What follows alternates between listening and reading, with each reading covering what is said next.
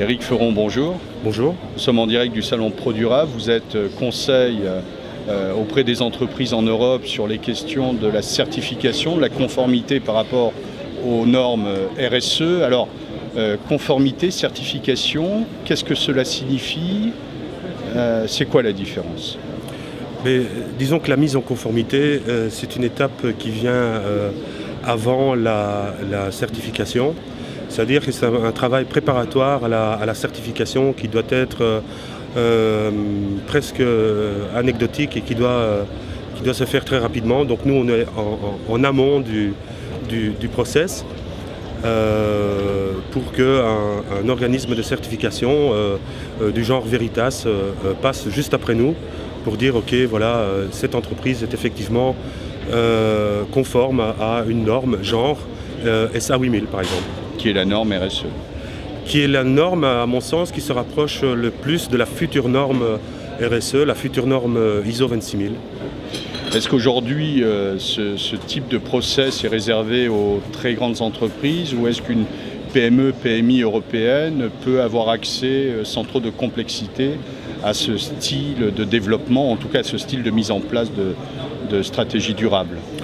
Le plus important pour la norme SA 8000 en tout cas, c'est qu'il y ait une chaîne de production. Alors, qui dit chaîne de production dit taille de l'entreprise. Il ne faut pas que ce soit une taille, une entreprise de très grande taille. Une petite entreprise de 100 personnes peut facilement être mise en conformité selon la norme SA 8000, il n'y a aucun problème.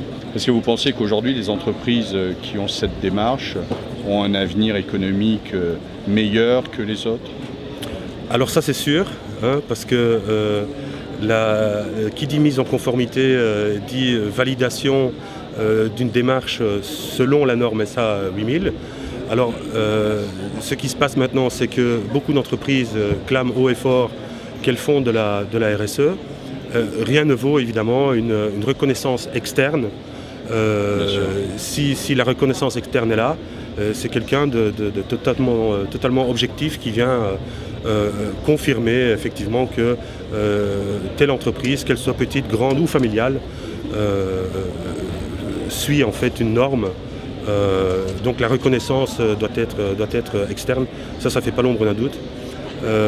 Quant aux avantages, oui, bon, c'est clair, hein, si la reconnaissance est externe, j'insiste bien sur ce terme, c'est sûr qu'il y a...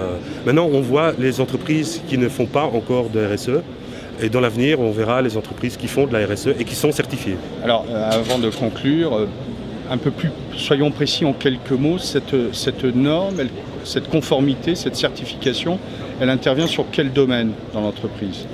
Alors en tout, il y a 9 chapitres qui concernent l'entreprise. Alors, ces 9 chapitres ça va, je ne peux pas vous les énumérer là comme ça, mais ça va des conditions de travail jusqu'au droit de réunion, droit de syndicalisme. Les enjeux de l'égalité, etc. Égalité, équité, qui ne veut pas dire la même chose.